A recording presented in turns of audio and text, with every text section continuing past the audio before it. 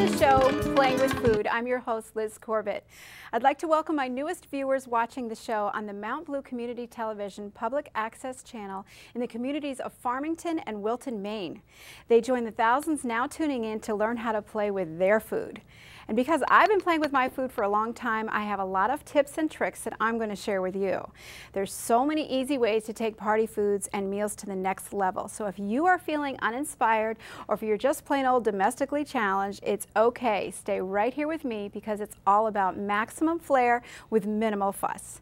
And on today's show, we are having a fiesta. Freshly made salsa and guacamole, mini tortilla bowls, adorable cactus cupcakes, and wash it down with a margarita pitcher drink with a fiery kick. We have a lot to do, so let's get started. I would like to first off thank ShopRite Miller Family Farm Market in Enfield, Connecticut for all of this beautiful produce. We have some lovely things to work with today and lots of color. So I want to get started with some fresh salsa. I'm going to show you that it is extremely easy to make your own. There's going to be no excuses after this for getting it from the little jar in the grocery store. We have going into here 2 cloves of garlic. We have a hot pepper, a jalapeno. You could do a serrano pepper, whatever you would like. The nice thing about this is you can do it to your taste. I'm going to give these a little heads up by cutting them into circles.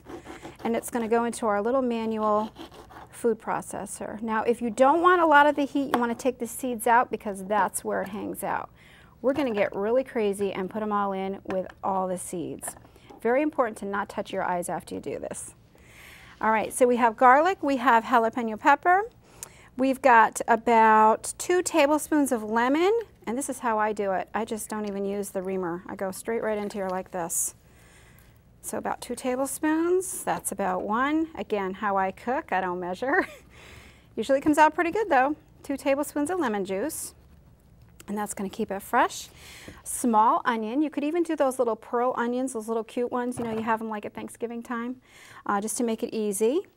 And that is it to start with, along with about a ½ cup of fresh cilantro, which is amazing. And you want to get that going in there first before we add our tomatoes. You could just do this chopping on the board. You can do a food processor. You can do a manual, like this really fun one I have here.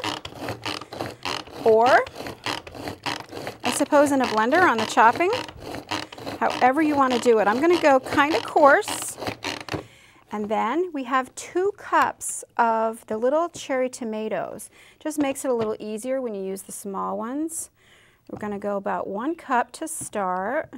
That looks about right. Oh, I wish you could smell this. If we had smell-o-vision, you would enjoy this a lot. All right. So we've got about 1 cup of the tomatoes in there. Whoop. Here we go. If you can see it color there. I want to do it kind of chunky.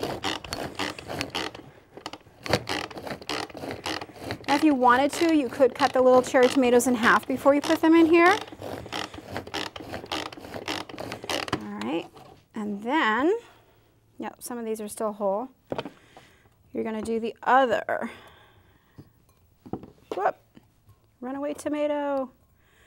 All right, so again, it's about 2 cups that are going into there. And let's see how fast I can do this. This is also good if you were to alternate your arms, it'd be good for working out in the kitchen. Uh-oh. All right, we have a stuck tomato. But anyway, you're going to chop these up. And so again, we've got, just to review, we've got 2 cloves of garlic. We have 2 tablespoons of fresh lemon juice. We have a ½ cup of cilantro. We have a small white onion. I like the Vidalia or the sweet onion. And then we have about 2 cups of the cherry tomatoes. There, that helped a little bit. If you've never tasted fresh salsa and you've always gotten it out of a jar, you are never ever going to go back to a jar again. I can promise you that. Whoop.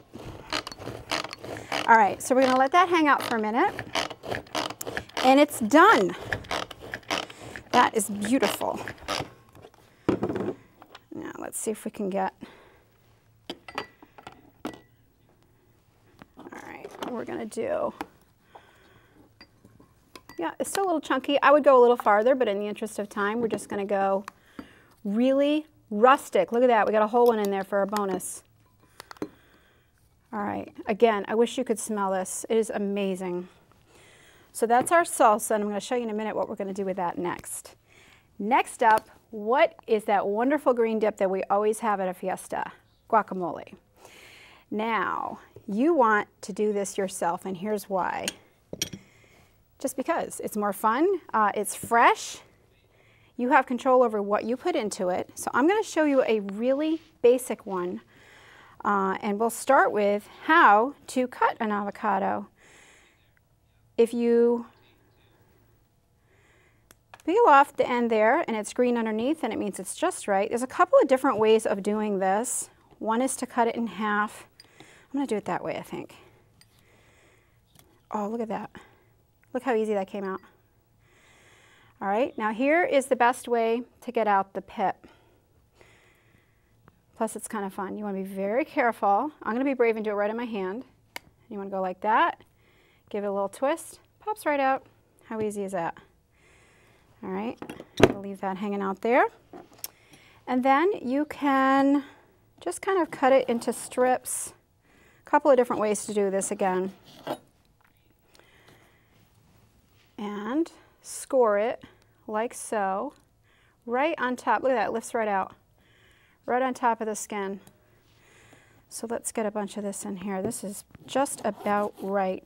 Now, if you've ever had a guacamole dip at your party and it gets a little bit brown, it's still going to taste the same. There's nothing wrong with it. It's just the air hitting it, oxidizing a little bit.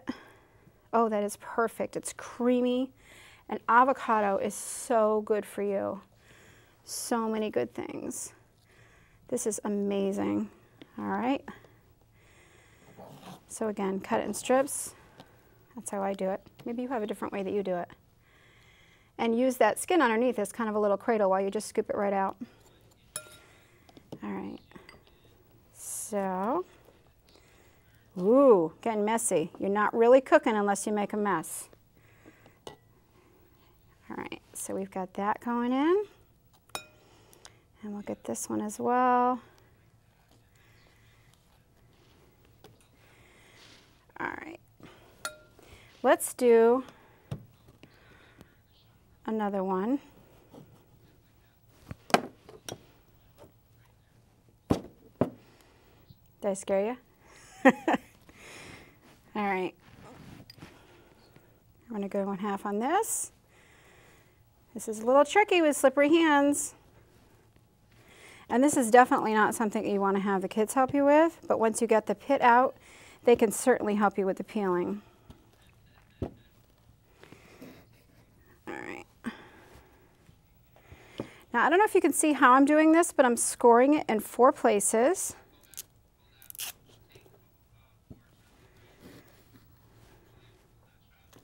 Ah, look at that. All right, I want to bring this up so you can see it a little bit better. And we're going to do the same thing. We're going to score it along here. Now this one's a little bit firmer. And here's your tip. If you have some avocados that you have gotten and they're not quite ready, if you put them in a brown paper bag, they will ripen up right in your kitchen. You can kind of speed the process along a little bit. All right, so here's what we're going to do. We're going to make a little bit of a smaller version of the guacamole. So we've got the fresh guacamole going in there. We have about 2 tablespoons of lime juice going in there. And again, I want to do this one really, really chunky. Rustic, as they say. All right. And again, this citrus is going to help with keeping it fresh. It's going to help to avoid that browning that sometimes happens. We have about 1/2 of a small red onion going here as well, and I have that all diced up. We have a Roma tomato, which is very firm and really great for dicing. See? Nice and firm. Not as much of the seeds and everything in there. So we're going to give that a very quick little rough cut. Now you can opt out of the tomatoes if you don't care to have them in your guac. I'm going to throw them in because my aim is to go as colorful as we can for these. Wow, these are slippery little guys. All right. So, avocado, red onion, tomato. So again, we're going to do a smaller version of this. And wouldn't be guacamole without a little bit of hot pepper. Let's not put the seeds in this one though. So very carefully, we're going to cut in half like so. And then, I'm really crazy, I'm just going to do this with my fingers. You just got to be very careful. Again, with your eyes or getting it near even your nose or membranes, it gets in there, you're going to know about it. All right. So a rough little dice with that. And that's going to go in there. Another option that you can do for your guacamole is you can put in pineapple. You could even grill it first. So let's throw a couple of those in there too. And a quick little mash with a fork. And again, there would be more guac in here. There would be more avocado to kind of mash up, but you get the idea. Lots of color, lots of fresh flavor. There we go. And just a fork works fine. You don't want it really super creamy. You want it a little bit chunky. Another fun thing that you can put in is mango. You could do the pineapple and the mango. You could just be crazy. So there is our fresh, rustic looking guacamole. And I want to show you something really super cute over here. We have some tortilla shells. Now, when you go to the restaurant and you get those big giant shells that they deep fry for you and they put a salad in it, so because they put a salad in it, it makes it healthy. Well, this is even better because these are miniature and they're not fried, they're baked instead. So here is an unusual way to make your own little mini tortilla shells. You want to start out with the really big, maybe like an 8-inch tortilla, and with a biscuit cutter, any kind of a round cutter, you want to make your circles. You can get about three out of the 8-inch, and you can put them on an upside down cupcake or a muffin tin. And it makes these little tiny kind of triangle squarish little tortilla bowls. These have nothing on them. They just don't have olive oil or salt or anything. You could give them a little brush with some olive oil and then maybe some coarse sea salt just to give them a little extra, I don't know, a little extra salt, a little extra crunch. But they're perfect just like this. And these went in the oven for about 400 and I think they were about 6 minutes total. And they're really, really crispy. So we are going to fill these with some of the things that we just made, along with some additional ingredients. So let's go ahead and do that. I'm going to grab from right over here, and let's see what we can throw in here. And then we're going to put them on our pretty little platter. See if we can do this and have you see what I'm doing. All right, so again, this is a very rough chop here. I've got my fresh salsa in here. And let's see what else. I want to put some of my guacamole in here. I'm going to take the creamy part that I just mashed up. Going to do a little bit of that. And I think on this one I'm going to go kind of simple, maybe just a little bit of cheese. All right. You want a little something for everybody. You could have people fill their own. You could have all of these little shells out and let people do their own. Let's do a different one here. Let's do some refried beans, which look a little scary, but they're so good.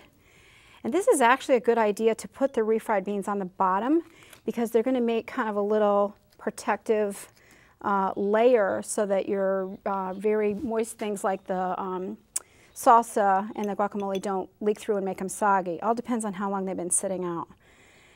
But you want to do these right before your friends come over. So let's do some black beans in there. Lots and lots of protein. How about a little more salsa? And you know what? I'm going to do some big chunks of tomato in here too. And let's do, I like cheese. Let's do a little cheese on this one too. Now, you could also switch this up and make them a little heartier. You could make some rice, white rice or brown rice, and mix in a little bit of ground beef with some taco seasoning. You could put that into the base. You could do just the white rice. So there's a couple of different ways to do this for your party. You could have a serve yourself, like a little mini tortilla bar, and have all of your ingredients out. Or you could just have them pre-filled and have a variety of things. All right, we're gonna go like that. And last but not least, adorable cupcakes. Here is the mystery solved. We've got bigger cactuses here, which are hilarious. And the secret is, behind that is a large marshmallow. So I'm showing you the back side of this. And the trick to getting this look is just a little bit of icing, green icing on, and then the marshmallow, which is kind of like glue. I am using, and I have to look real close here, on my pastry bag, a pastry tip Wilton number 21, and that makes these lines here.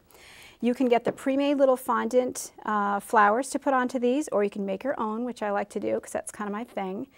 The mini ones are really, really fun, and I've got them just double stacked inside of a little tiny terracotta pot. And that is a super fun, festive thing. Hi, I'm Liz Corbett, and I am the host of the TV show Playing with Food. Today we're going to learn a little bit more about avocados, and I am here in our local ShopRite, Miller Family Markets, and I am with Josh in the produce department. Hi Josh, thanks for helping us out. Absolutely. Can you tell us a little bit more about the humble avocado? First off, if I want guacamole right now, what is the best way to find a fresh avocado? A fresh avocado, it will have a soft touch to it, not too soft, but just a little bit of give to it. And it'll also have a darker green color. When avocados are ripe, they'll be close to black, but not quite black. When they're black, they're overripe. That is really good to know, because you want to get it just right, especially for something like guacamole. Now, that's a really common way for people to eat it. What are some other things that you would suggest for serving a fresh avocado? A lot of people will use them in either salads, they'll use them on sandwiches, or they'll also put them on top of a burger. On a burger? That sounds like a really cool idea. Maybe with some cheese? Yeah, a lot of people do it with cheese. They'll do the lettuce, tomato. Now when you serve, say for example, guacamole, and you notice it's been out for a little while, it tends to turn brown, and that seems like it's a little bit scary, but why does it do that? Why does it turn brown? When the oxygen gets to it, it just tends to turn it brown. A good way to stop that is to add a little bit of citrus to it, maybe lemon or orange juice or even pineapple juice. So putting that in will help it. It'll keep it looking fresh a little bit longer. Still tastes the same though, doesn't it? Yep. It does. It just doesn't look quite as scary. Right. Okay, awesome. Now, I'm wondering if you happen to know our fun fact of the day about avocados.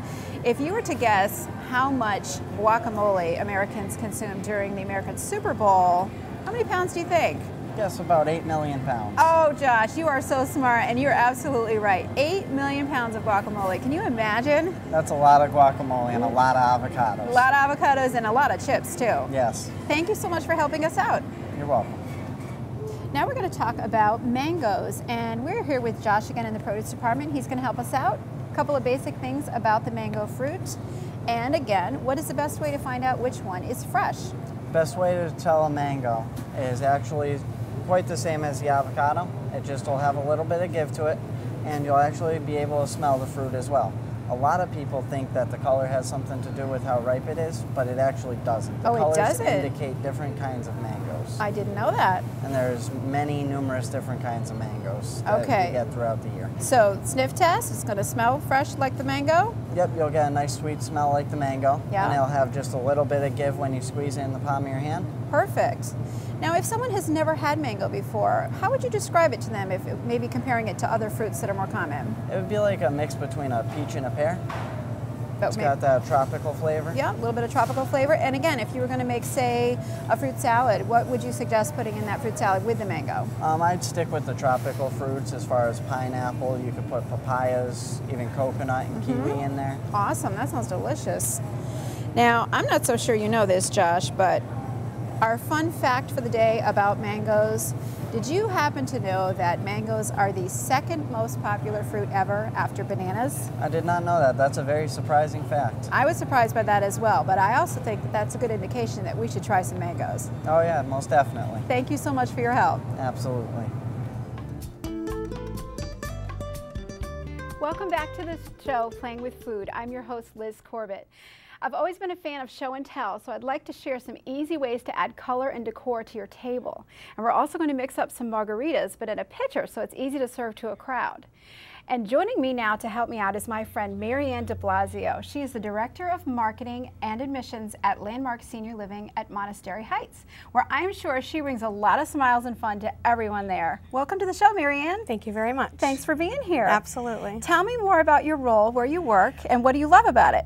It's a great place to work. It's a great place to live. It's an assisted living. It's an independent living, and we also have a specialized memory program. The best thing about where I work is the people I work with. I bet. Very fun, very entertaining. It's never a dull moment, and we always keep it very lighthearted because sometimes people that need assisted living, they're overwhelmed. So you want to make sure that they, you know, feel like we're helping, and we want to make sure that we're genuinely helping. Exactly. And I've known you for a little while, and I have to say you really are a really fun person, so I can imagine that you bring that to wherever you are, and I think that you're perfect for that, and I'm sure that everyone there really enjoys having you. Is there anything special that you do? Do you do parties or events for holidays, anything like that? We do. One thing I really liked coming on today because of the fiesta theme. We're going to have a Cinco de Derby event coming up for our people that are also in the elder care profession. Sometimes it gets really hard and overwhelming and frustrating to try to help families with mom or dad, and we're having this event that is going to have salsa and guacamole and all the things that we're going to do today. This is a perfect fit then. Absolutely. I'm really excited about this drink. I want to show you. Okay. So I'm hoping that you can help me mix this up. Okay. Now you can do a special, mix in the glass, individual one for people. This is like what I call dump and stir. Right. Okay. So this is a little bit redneck, but just you dump everything in. You're going to do any kind of a lemon lime frozen drink concentrate. Okay. And I've already got that in here. Would you help me out by opening this up? Absolutely. You can do top shelf. You can do whatever you would like, but you want to put in some tequila. Okay. A small amount. Let's do like maybe, it says a whole can, but let's do about maybe half of that. Half, okay. We'll go a little bit modest for this one. And you just use the same thing for your measuring. So you're going to dump that right in there. Perfect. And then I will take this, we're going to put one of these full of water in there as well. If you would open this up, and any kind of a light beer you can put in. So some people call this a beer garita, margarita, same thing. Okay. And you want to throw that right in there carefully. Yeah. Okay. All right. You want to do the whole tip thing so you don't get. Yeah. And then also you want to do your water. Now you might wonder why I've got these things floating around in here. Always, always, always offer some nice water for your guests when you have a party. Don't have everything be an alcoholic drink. Always offer lots of water. I like to add some citrus slices to mine just to make it a little more fun, as I like to say. Absolutely. So we're going to throw some of that in here. Yep. Oh, look, doesn't that look good? Yes. And I've got some limes in there for garnish, because everything must have a garnish. Garnish is to food as accessories are to outfits, right? Absolutely. And we're going to just kind of give that a little bit of a swirl. And if you want to go ahead and pour some of those into the glasses, let's talk about some of these fun things on the table. Perfect. Decorating does not have to cost a whole lot of money. You can just go to the grocery store. I've got some fresh mini peppers in the glass cylinder over here. I have got the little adorable cupcakes. Your dessert can be your decor as well. I like to search around at thrift stores, tag sales, that sort of thing. I found this cool little candlestick, this little souvenir that somebody got in Tijuana. It was not me, but I thought it was adorable. Look for things that are similar for your theme and just put them on your table. Go for color. We've got, and I don't know if you noticed in the other one, I've got bandanas hanging up. You can do colored lights. Put together a theme, and you want to have the similar things be like the color or the holiday.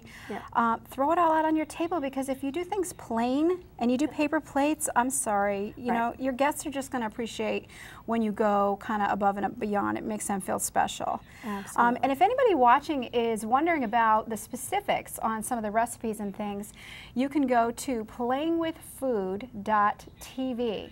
And we've got a whole website there that's dedicated just to this show. So that's where you're going to find recipes.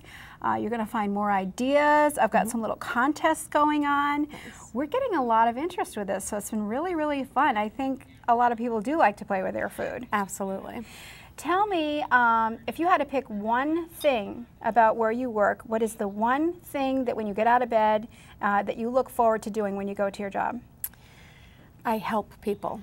My background, you know, I love to help people. So when I go into work, I know that families that call, they're in need, and I give them solutions. Yes. And that works for me. That must make you feel really good. It does. It's very fulfilling. And that's what it's all about. You know, when we're doing something that has purpose and we're making other people feel good and we're making them happy, you can't put, you know, you can't put money on that. That's right. It's an excellent thing. That's right. Do you have any favorites that you're seeing here on this table that you think that you might try at home? I'm going to try this for our Cinco de Derby because I like the fact that you put a beer in there, and I don't think I've ever made a margarita with a beer. You know, I think haven't either. I have tried this with a similar recipe, and it's actually pretty good, and I'm not really a beer drinker. Right. But it just kind of adds that little extra flavor to it, and it's super easy, and you're not spending as much as doing a, you know, a top shelf margarita. Right. And I have to point out some of these little fun things, the little cactuses, you can get real ones, you can get the little fake ones, anywhere, just put them all together into, you know, into a theme. I have one more thing I want to share that we did that's really different, and I don't know if you're brave to try this or not.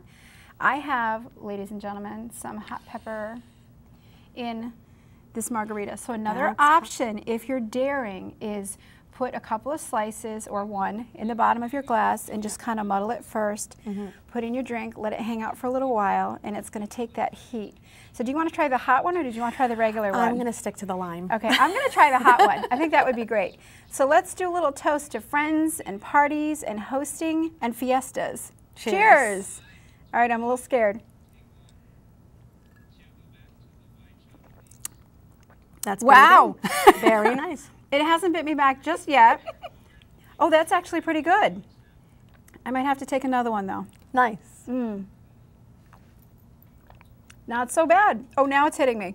Oh, there it is. Now it's hitting me. Now we have a little bit of heat in there. So again, the hot peppers, you can do classic with the lime garnish. I like to do a little bit of orange slices in mine because I love citrus. Make the garnish, make it fun, stay stocked up on all your fun little party picks and things like that. If you have all of this stuff ready to go, you can throw a fiesta at a moment's notice. So thank you so much for joining me. Absolutely, this was fun. It's way more fun when you have a friend help you out with these kinds of things. Anytime. And I am looking forward to hearing about your next party. And I will drop a little hint there for an invite, wink wink. So thanks again for being with me. I really appreciate it. Thank you very much for having me. And again, if you all want recipes, playingwithfood.tv. Thank you for joining me.